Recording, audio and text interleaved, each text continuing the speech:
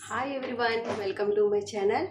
ఈరోజు నేను చూపించబోయే రెసిపీ వచ్చేసి పులిహార స్పెషల్. అందులో కూడా ఒక సీక్రెట్ ఉంది, అది ఏంటన్నది మీకు నేను చెప్తాను, చూసేద్దాం రండి.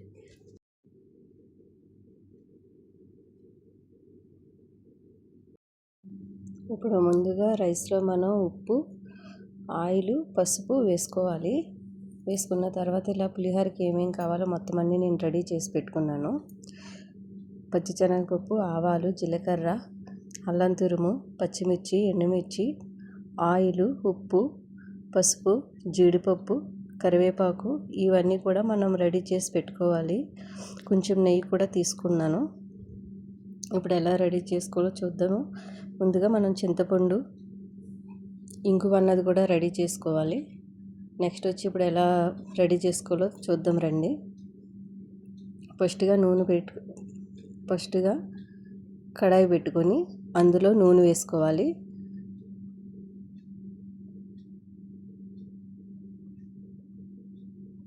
నూనె వేసుకున్న తర్వాత ఆవాలు, జీలకర్ర,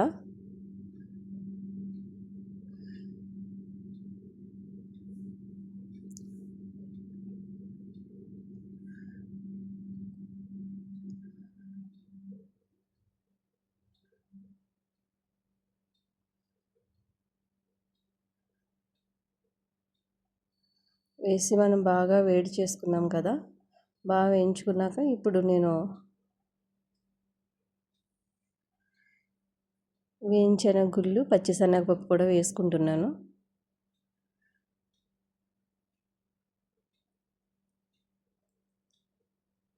ఇవన్నీ బాగా ఫ్రై అవ్వాలి.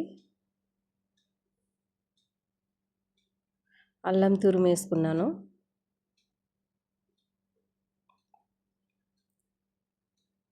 ఇప్పుడు ఎండుమిర్చి, కరివేపాకు వేసి బాగా వేయించుకోవాలి.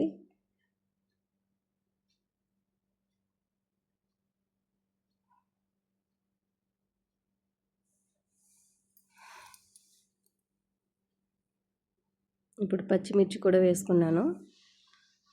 ఇవన్నీ కూడా బాగా ఫ్రై అవ్వాలి. ఇందులో నేను కొంచెం ఇంగువ వేసుకున్నాను, అది వీడియో స్కిప్ అయింది. ఇది ఇంగువ కూడా వేసుకోవాలి. ఇందులో కొంచెం పసుపు, మన రుచికి సరిపడినంత ఉప్పు వేసుకోవాలి.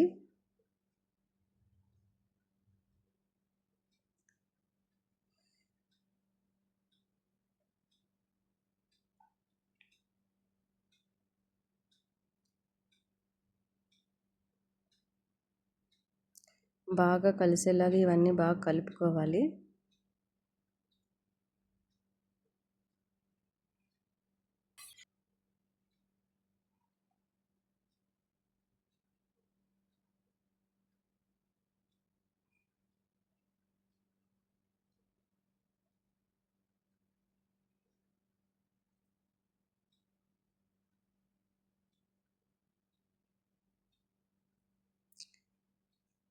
ఇప్పుడు వేరొక పెన్నం పెట్టుకొని అందులోని నెయ్యి వేసుకోవాలి. నెయ్యి వేసుకున్నాక జీడిపప్పు వేసుకోవాలి.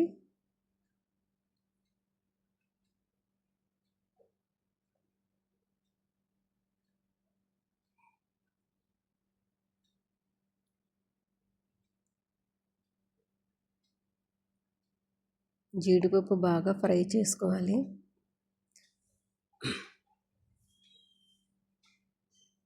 జీడిపప్పు బాగా ఫ్రై అయింది. ఇప్పుడు మనం ఒక బౌల్లోకి తీసుకొని అదే ప్యాన్లోని ఇప్పుడు మనం రెడీ చేసి పెట్టుకున్న చింతపండు పులుసు వేసుకోవాలి.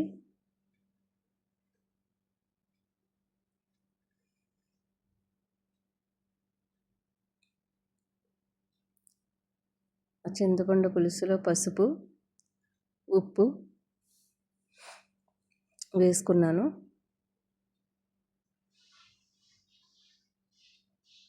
ఆల్రెడీ మనం తాలింపులో వేసాం కనుక ఇందులో కొంచెం కొంచెమే మనకు తగ్గట్టుగా వేసుకోవాలి.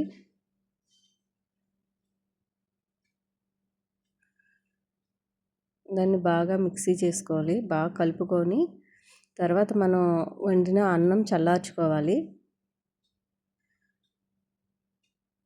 అన్నం బాగా చల్లగా ఉండాలి, ఎందుకంటే చల్లారకపోతే అన్నం గట్లగా అయిపోతుంది, ముద్దగా అయిపోతుంది కనుక అన్నం బాగా చల్లార్చుకోవాలి.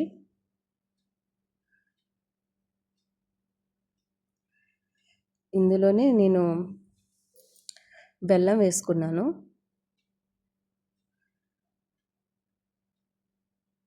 కొంచెం పచ్చిమిర్చి కూడా వేసాను, 5-6 పచ్చిమిర్చి వేసాను అందులోని.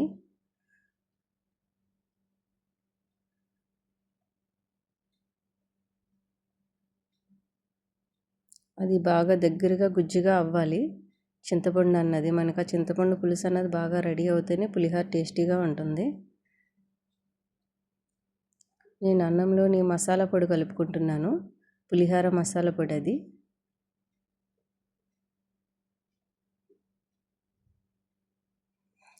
బాగా కలుపుకొని తాలింపు వేసుకుంటున్నాను.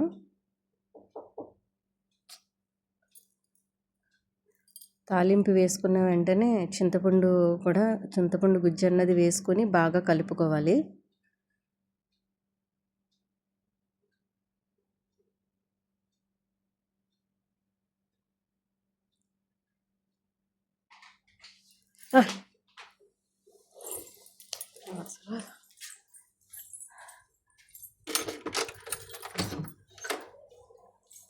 చూడండి ఫ్రెండ్స్, బాగా మిక్స్ అయ్యేలాగా ఇదంతా మొత్తం కలుపుకోవాలి.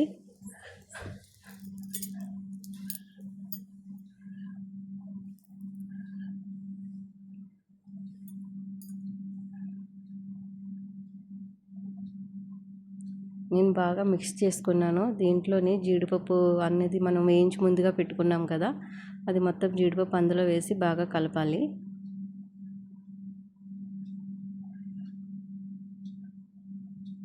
అంతే ఫ్రెండ్స్, మనకి పులిహోర అన్నది బాగా రెడీ అయిపోయింది. Okay friends, bye.